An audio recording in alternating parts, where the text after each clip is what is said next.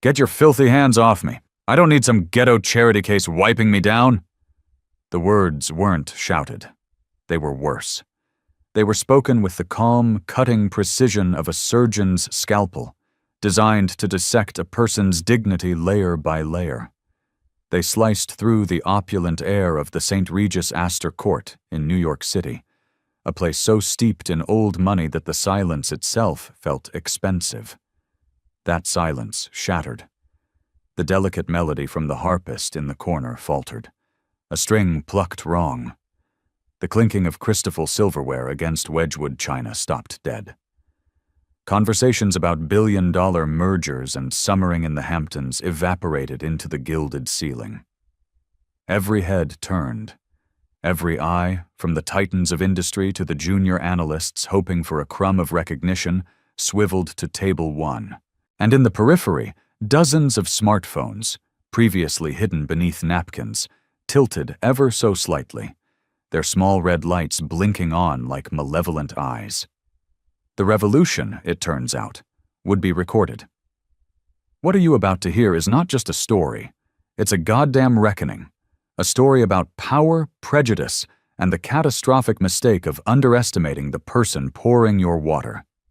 And if you believe that the world needs more reckonings like this, that respect should be the currency we all trade in, do me a favor and hit that subscribe button and turn on notifications right now, because you are not going to want to miss a single solitary second of this.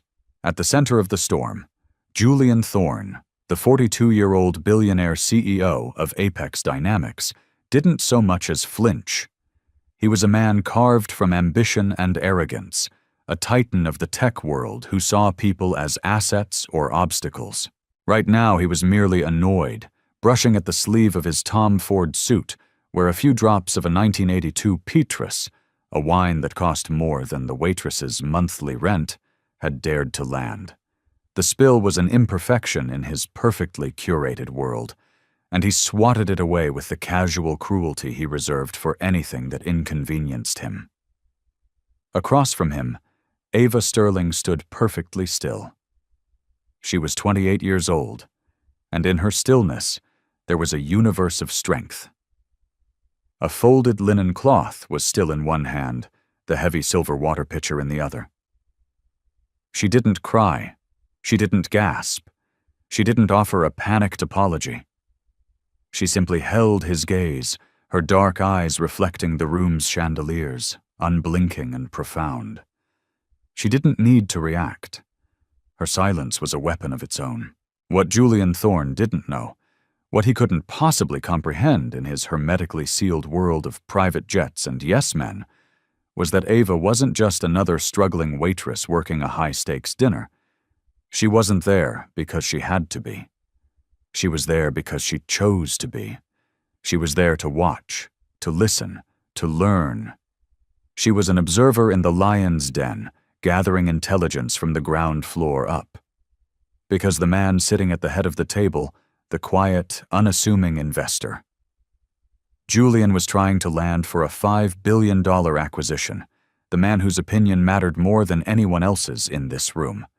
That man was Marcus Vance, and Marcus Vance was Ava's father. Julian Thorne didn't just insult a black woman in a service uniform. He had just detonated a bomb in the lap of the most important person in the room.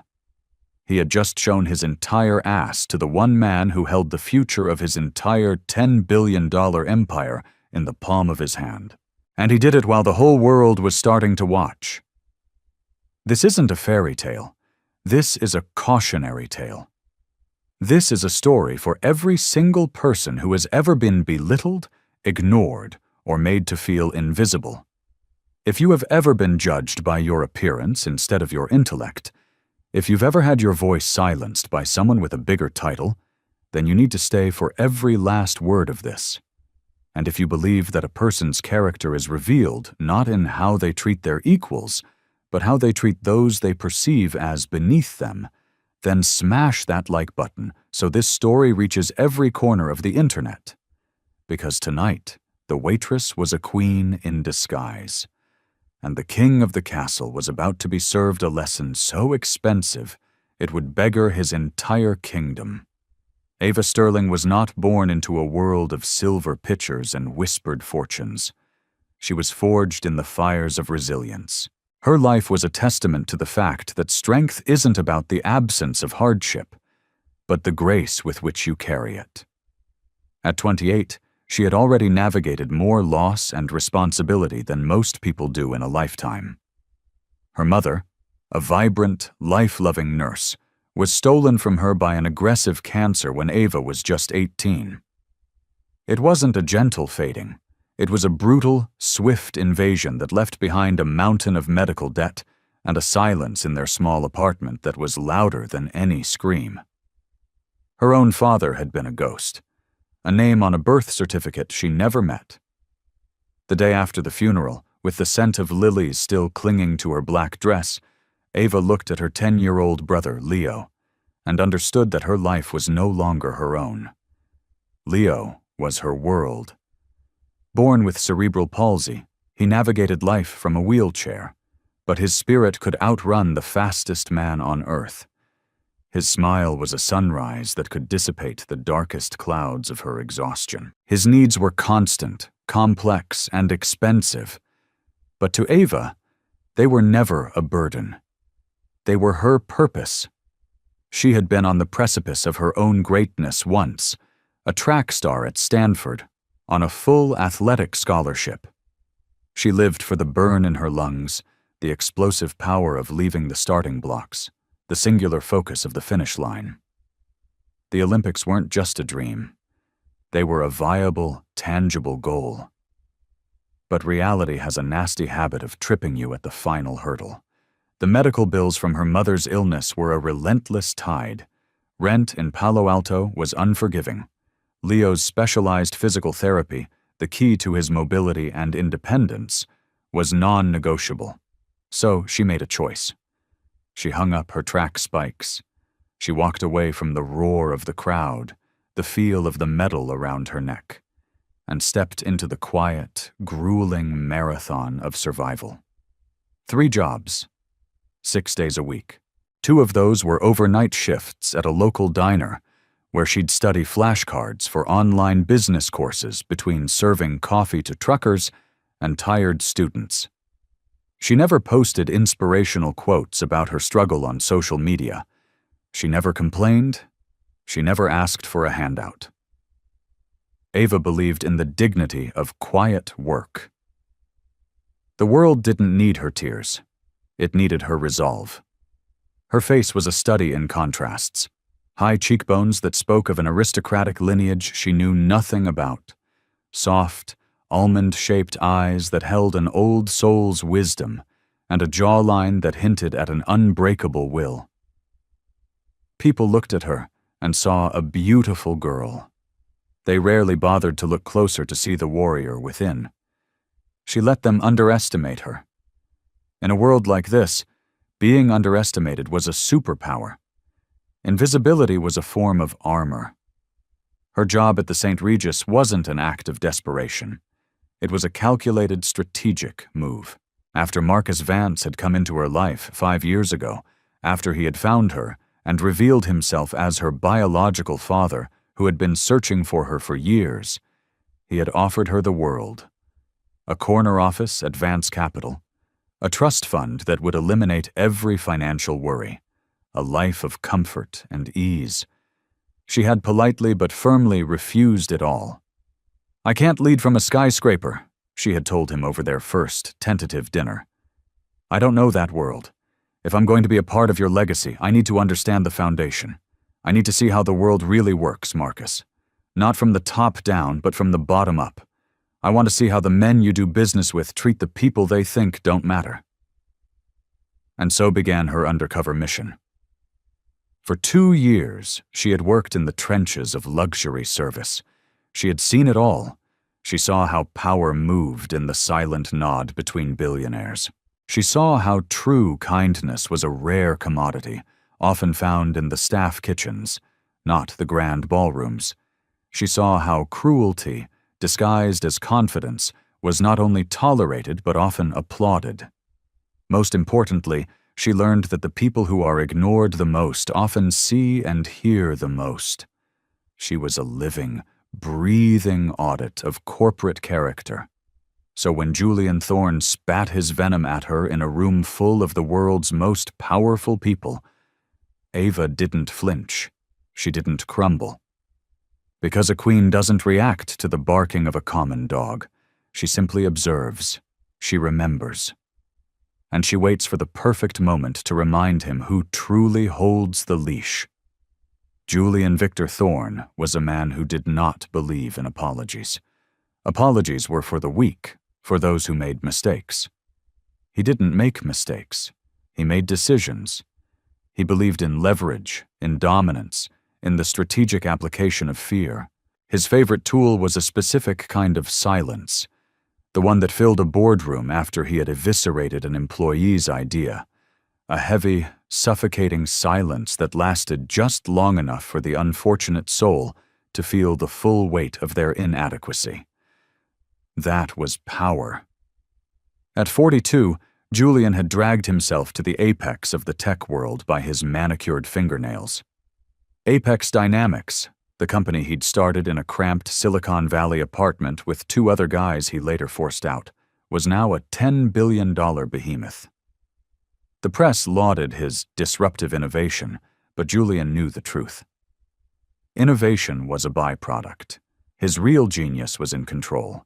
He didn't build his empire by being liked. He built it by being feared. He was a corporate predator, and the market was his hunting ground. His reputation preceded him like a thunderclap. Ruthless in negotiations, unforgiving of failure, the kind of boss who fired top engineers not for failing, but for hesitating. Hesitation, to Julian, was the cancer of progress. It was weakness made manifest. Inside the gleaming, minimalist walls of Apex Dynamics, employees spoke his name in hushed tones, like a storm warning. Some admired his brutal efficiency. Most were terrified of him. All of them obeyed. Business wasn't business to Julian. It was war.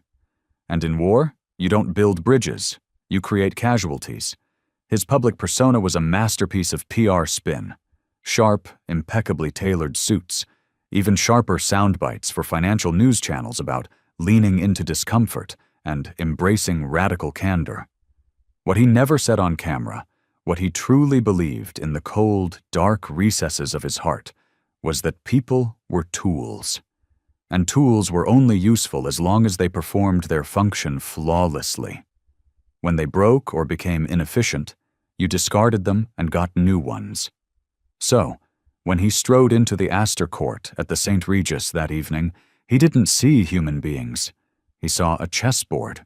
Marcus Vance, the legendary reclusive investor from Vance Capital, was the king he needed to capture. Everyone else in the room, the other investors, the executives, the wait staff, they were all just pawns, background noise. He made it a point never to look servers in the eye. He never said please or thank you. Why would he? You don't thank a hammer for hitting a nail.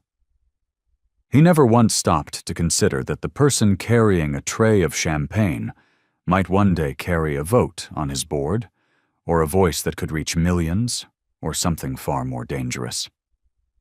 The truth. He wasn't stupid. He was arrogant. He could read a 100-page contract and spot a misplaced comma that would save him millions. He could anticipate market trends months in advance. He understood the complex dance of finance and technology. But what he never learned, what he never bothered to value, was the simple, unassailable currency of human character. And on this gilded New York night, that singular glaring blind spot was about to become a $5 billion liability.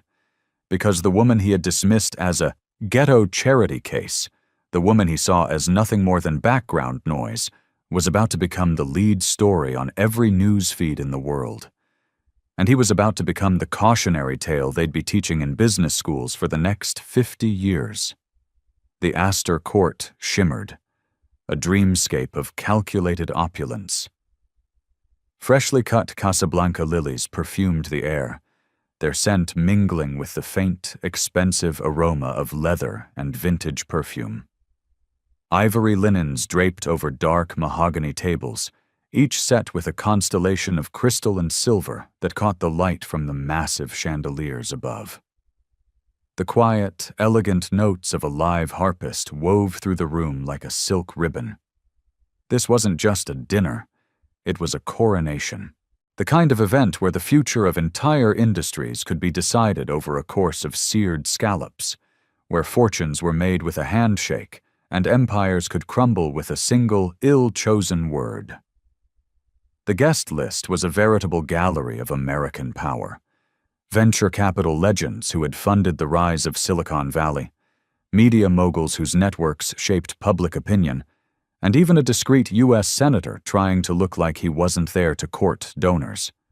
But the gravitational center of the entire evening was one man, Marcus Vance. Marcus didn't command attention with noise, he commanded it with his presence. At 68, the German-born investor was a quiet force in a world of bombast. His firm, Vance Capital, was famous for two things: generating astronomical returns and investing only in ventures with a strong ethical compass. He had passed on dozens of companies that went on to become giants because he didn't like the character of their founders. What made him so powerful wasn't just his money, it was his impenetrable silence. He spoke rarely, listened intently, and when he finally did offer an opinion, markets moved. Tonight, he was the final piece of the puzzle, considering a $5 billion full acquisition of Apex Dynamics. The entire tech world was holding its breath, waiting to see if Julian Thorne could close the deal of a lifetime. And just a few feet away from it all, Ava Sterling moved with the silent grace of a shadow. Her crisp black uniform was immaculate, her hair pulled back in a severe, elegant bun. Her posture was flawless. She was part of the room's essential machinery, present and vital, but designed to be unnoticed. She knew the intricate ballet of elite service. She knew which guests preferred sparkling water and which preferred still, which titans of industry were diabetic and needed their dessert sugar-free, who made eye contact and offered a quiet "thank you," and who, like Julian Thorne, looked straight through her as if she were made of glass. She felt the tension in the air tonight. It was a palpable thing, a low-frequency hum that vibrated in her bones. She had prepared meticulously, spending the last 2 days memorizing the profiles of every guest at Table 1, reviewing Marcus's known dietary restrictions and Julian's preference for obscenely expensive Bordeaux. She was ready for anything, or so she thought. Julian Thorne held court at the head of the table, his back ramrod straight, his confidence radiating like heat. Marcus sat opposite him, a portrait of calm, his face an unreadable mask of polite interest. Their respective entourages flanked them, a chorus of nodding heads and sycophantic smiles. Ava approached the table, the heavy bottle of 1982 Petrus in her hand. Her steps were silent and steady. Her hand did not shake. She leaned in, her body angled perfectly to pour for Mr. Thorne. And that's when the universe, or perhaps fate, decided to intervene. A junior executive, trying too hard to impress Julian, gesticulated wildly while telling a story, his elbow catching Ava's arm just as she began to pour. The glass didn't shatter. The bottle didn't fall. The spill was slow, almost deliberate, a river of deep, blood-red wine flowing across the pristine white linen, a creeping stain heading directly for the cuff of Julian Thorne's $1,000 suit jacket.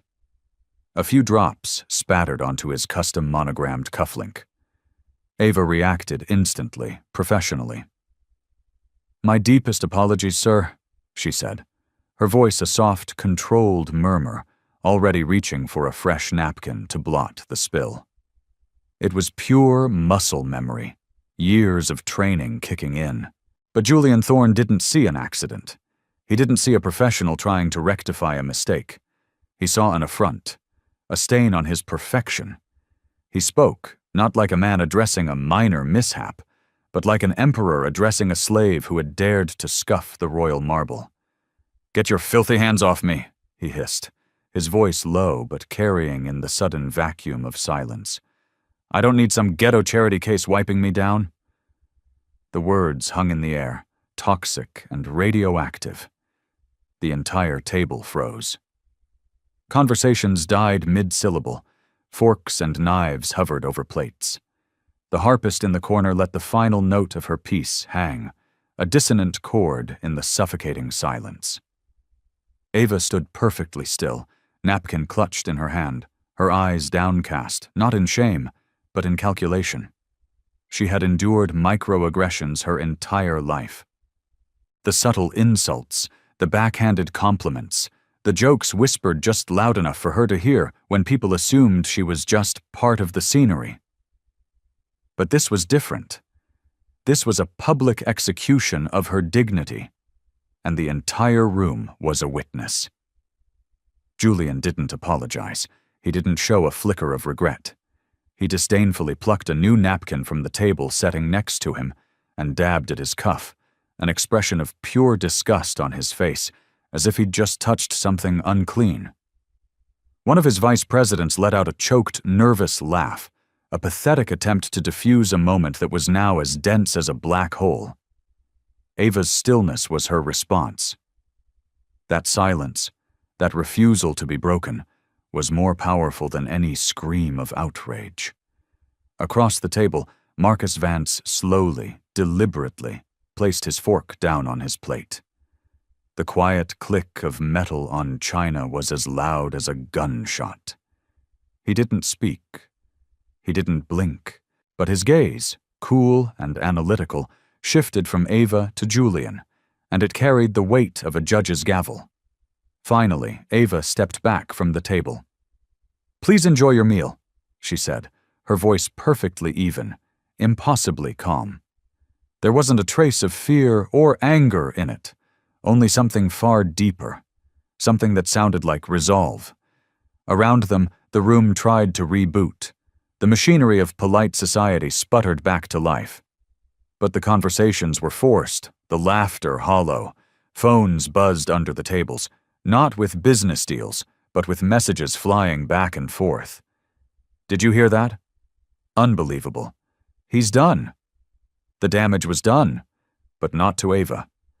The real fissure, the deep, structural crack no one could unsee, was opening right beneath Julian Thorne's expensive Italian leather shoes. And by the time he realized he was falling, he would already be in a free fall, while others at the table awkwardly cleared their throats and shifted in their seats. Marcus Vance remained preternaturally still.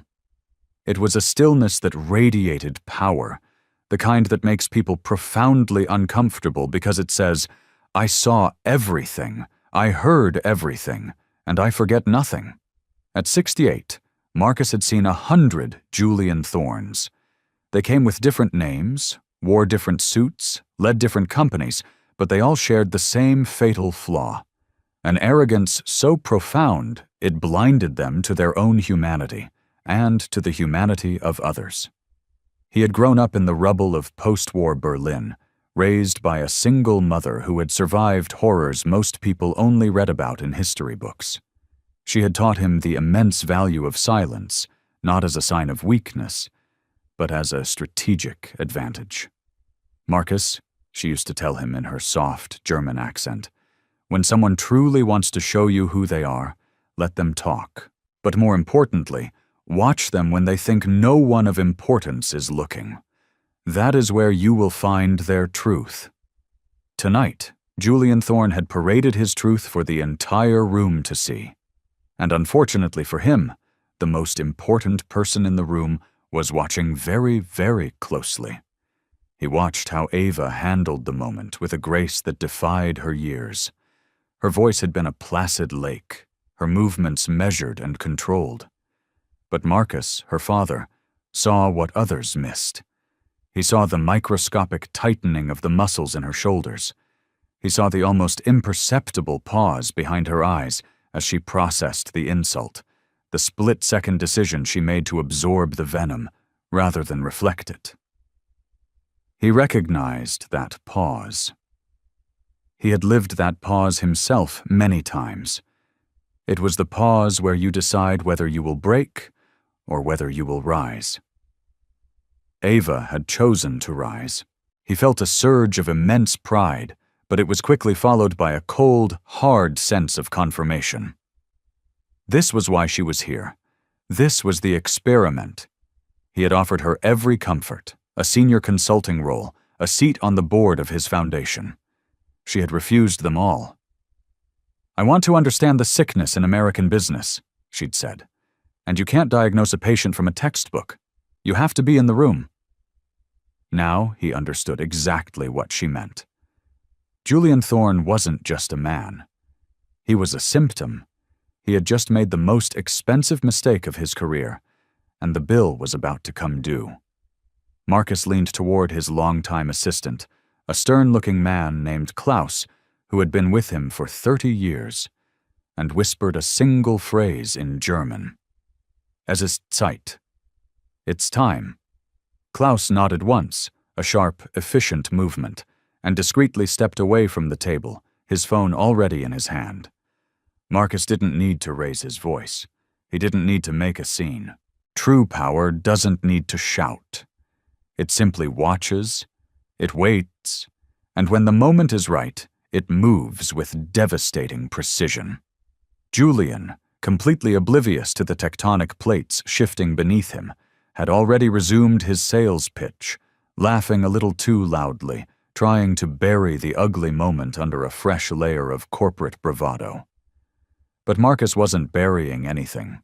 He was engraving it into memory, into principle, and very soon, into the public record. Because when a man's character is tested so publicly, the consequences must be just as public. And Marcus Vance had just made up his mind. The deal was off. The only thing left to decide was how spectacularly it would end. The subsequent courses arrived like actors in a play that had already been canceled. Waitstaff placed plates of pan-seared duck breast and truffle risotto on the table with the silent efficiency of ghosts. Wine glasses were refilled. Water was topped up. The motions of a 5-star dinner service continued, but the soul of the meal was gone. The appetite at table 1 had vanished. Marcus sat with his hands folded on the table, his plate untouched. His silence was an indictment, heavier and more damning than any accusation. Julian Thorne, however, was a man who believed he could bend reality to his will through sheer force of personality. He kept talking, kept pitching, his voice growing louder, more desperate, as he tried to claw back the room's attention. "Look," he said, leaning forward and trying to make eye contact with Marcus, who offered none. "The difference between winners and losers in this business is focus. Winners aren't derailed by minor distractions. They execute. They dominate." His own executives, seated around him, nodded with the frantic energy of bobbleheads on a dashboard, their eyes pleading with him to just change the subject. Marcus didn't nod. He simply picked up his water glass, took a slow, deliberate sip, and set it back down. His gaze fixed on Julian. Ava returned to the table. She moved with a quiet dignity that seemed to amplify the ugliness of what had just happened. Her tray held the next course. She served Marcus first, then his assistant, then the other investors, leaving Julian for last.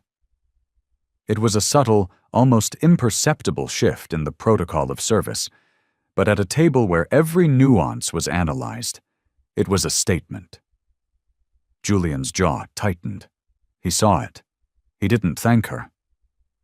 Instead, as she placed his plate before him, he muttered just loud enough for those nearby to hear, "Good to see she's finally learning her place." Ava's face remained a mask of professional calm. She didn't acknowledge the comment. She simply turned to refill the water glasses, her movements fluid and poised, even as the atmosphere around her crackled with tension. Marcus watched her. He saw the way she offered a warm, genuine smile to an elderly woman at the next table. He saw the way she bent down to pick up a fallen crayon and return it to a small child, her eyes softening for just a moment. This wasn't just service. This was character in action. This was grace under fire. And Julian Thorne, for all his billions and his supposed genius, was utterly blind to it. He only saw a uniform. He only saw someone beneath him. "Let's get down to the numbers, Marcus," Julian said abruptly, trying to seize control. $5 billion. We can have the integration complete within 6 months. I guarantee you'll see a 200% return on your investment within 2 years. Marcus finally spoke. He held up a hand, a simple gesture that nonetheless stopped Julian mid-sentence. "Before we discuss numbers, Julian," he said, his voice calm and level, "I have always found it more prudent to discuss values." A visible chill went through the people at the table, because in that single, quiet sentence, Marcus had made it irrevocably clear. This dinner was no longer about a business deal. It was a character test. And Julian Thorne had just failed spectacularly. The tension in the room had shifted. It was no longer a sharp, brittle thing, but a dense, heavy fog. Everyone was pretending the incident hadn't happened, which only made its memory more potent. Ava approached the table again, the heavy silver water pitcher in her hand. Her movements were a masterclass in professional composure, each step measured, each pour precise. She had served hundreds of tables like this one, filled with dozens of men just like Julian Thorne. But this was different. This was the end game. She reached Julian's end of the table. As she tilted the pitcher to refill his glass, his hand shot out like a snake, his fingers clamping down on her wrist. The grip wasn't brutal enough to leave a bruise, but it was hard, controlling, and utterly demeaning. It was a message.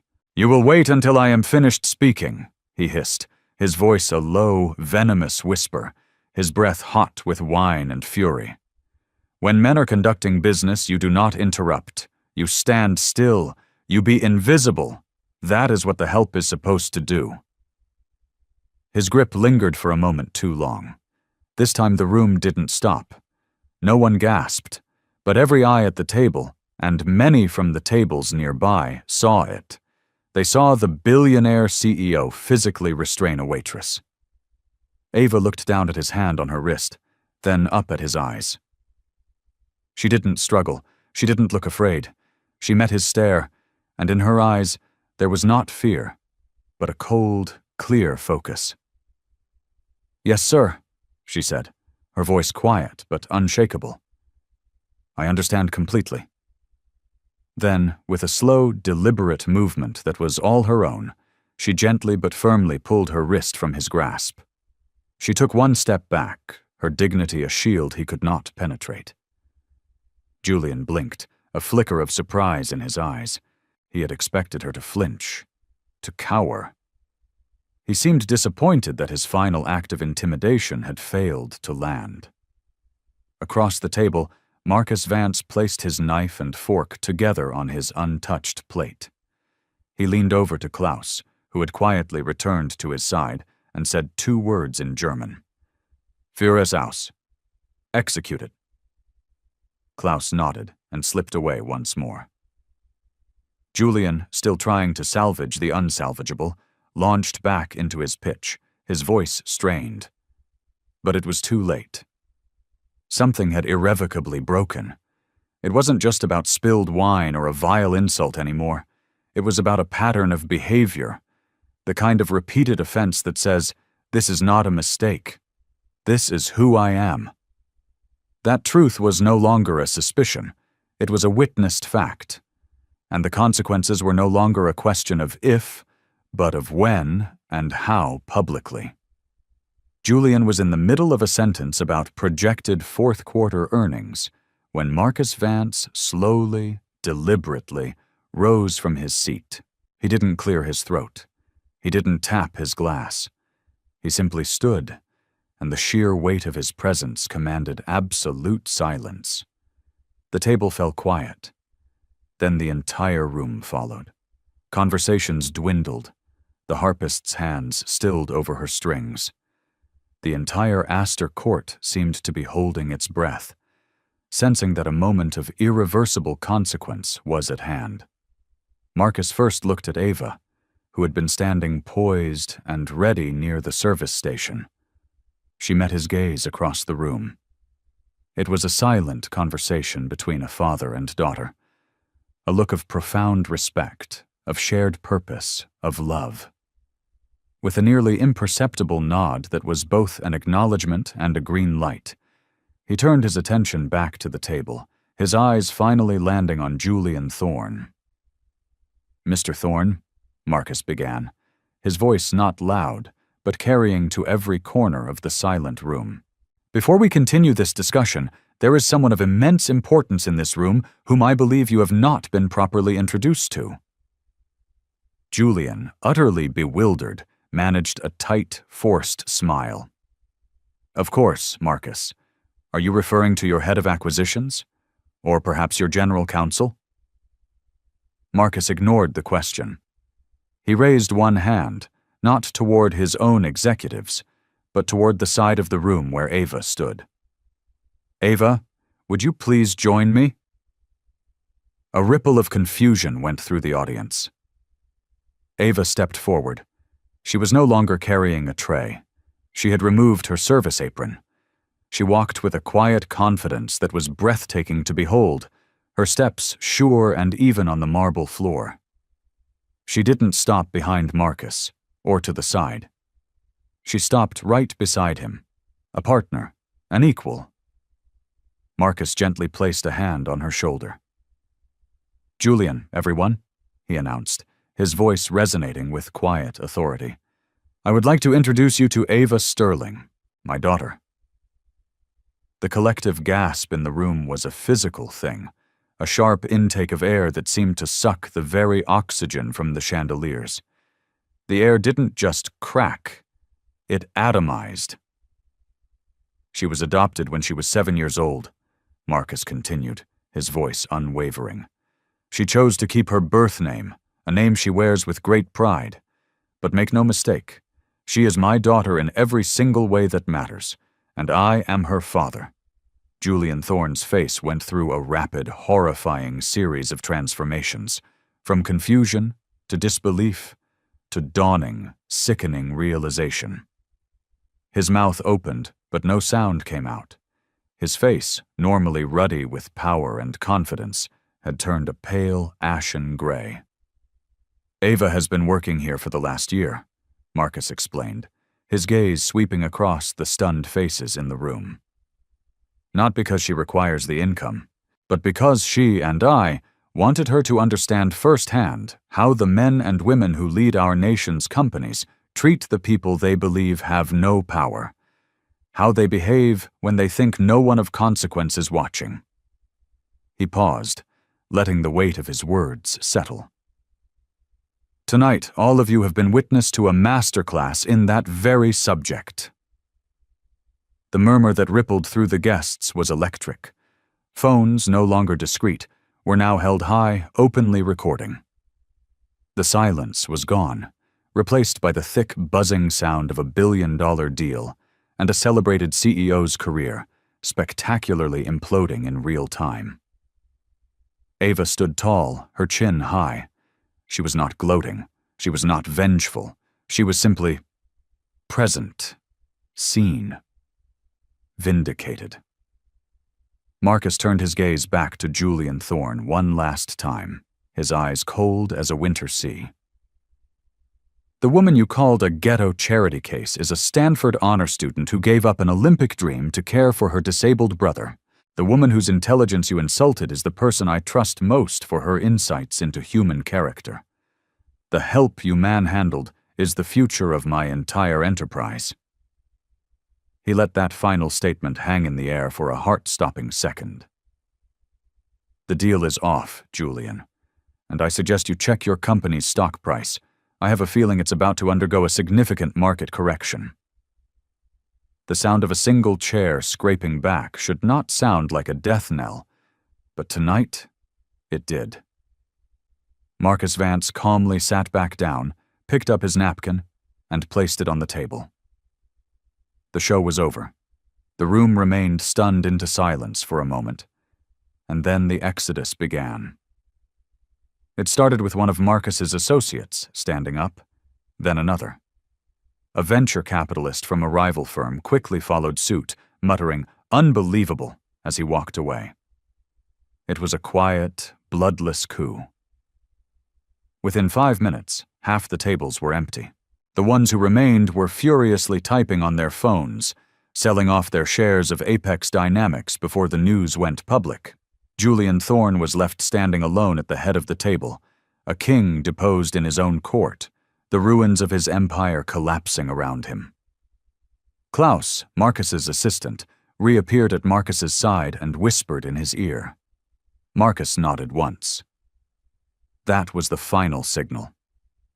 Less than 10 minutes later, the first alerts hit the phones of every financial journalist in the country.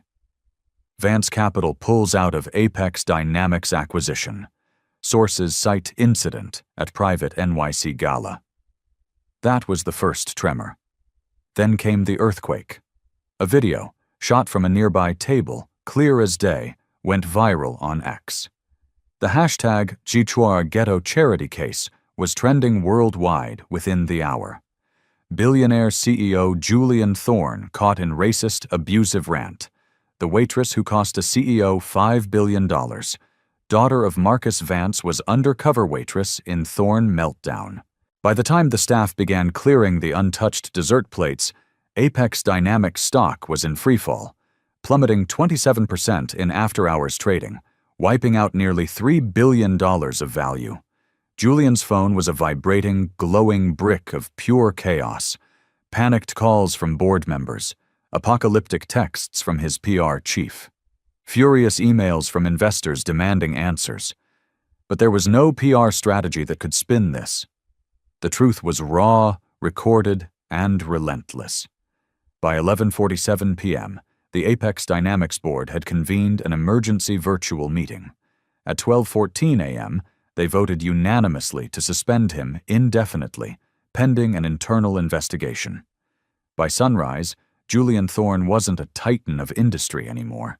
He was a meme, a pariah, a headline in the business section under a single brutal word: collapse.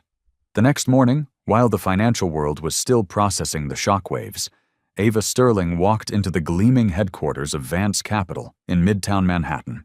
She was not wearing a uniform. She was not carrying a tray. She wore a tailored navy blue blazer and trousers that signified she was there for business. She wasn't just entering a building. She was stepping into her destiny.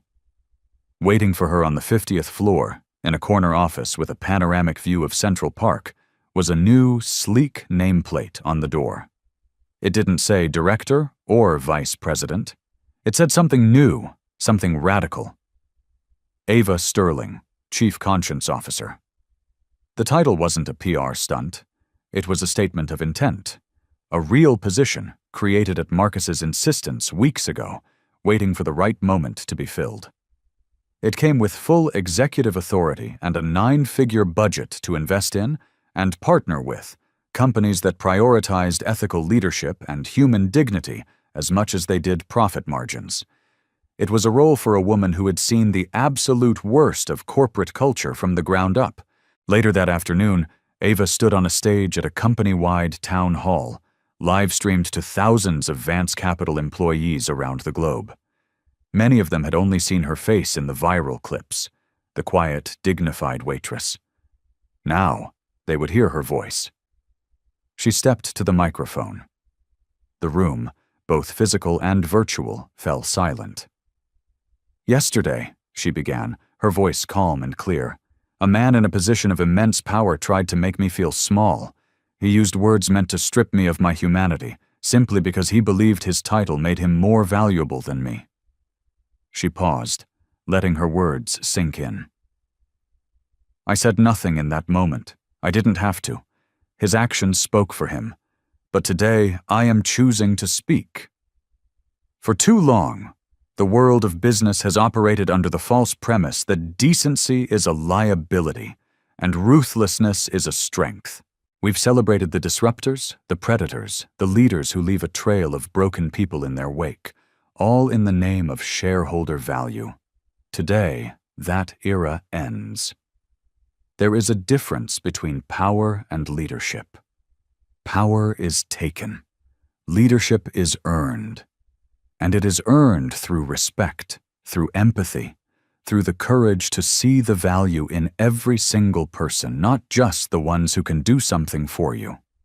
My new role here is not just a title, it is a mission. We will begin to calculate a new kind of ROI, the return on integrity. We will invest in companies where people are valued not for what they produce, but for who they are.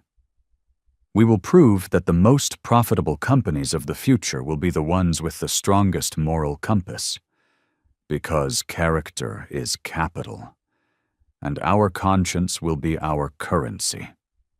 A wave of applause started at the front of the room and swelled into a standing ovation.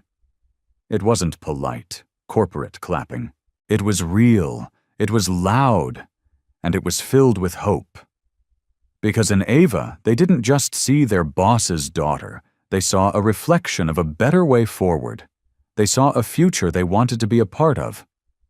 What happened in that ballroom wasn't just about one arrogant CEO and one underestimated waitress. It was a story about all of us. It's about the small, daily choices we make when we think no one is watching. How we speak to the call center representative. How we treat the janitor in our office building, whether we see the person behind the uniform. Those are the moments that define our character far more than any big speech or public donation. Julian Thorne didn't lose his empire because he was bad at business. He lost it because he was bankrupt as a human being. He failed the simplest test of all, the test of basic human decency. And Ava Sterling? She reminded the world of a truth we too often forget. That true strength isn't loud, it's quiet. That dignity is not something that can be given or taken away. It is something you live. And that the real leaders are not always the ones at the head of the table. Sometimes they're the ones who have been clearing it all along, watching, learning, and waiting for their moment to lead. So I'll ask you this. What would you do if you knew the person you were about to dismiss, ignore, or belittle held the keys to your entire future? Would you treat them differently? If the answer is yes, then you're asking the wrong question. The real question is, why should that even matter? If you believe that dignity should never be optional, that every single person has value, then share this story. Let this be a reminder that being a decent human being isn't just a nice idea. In the end, it's the only thing that truly matters. Our legacy is not written on stock tickers or in headlines. It's written in the way we treat people. And that story starts with you, and it starts right now. Thank you for watching. And if you haven't already, subscribe for more stories that matter. Because the world is changed not by the loud and the powerful, but by the quiet and the courageous, one act of dignity at a time. Go out and be one of them.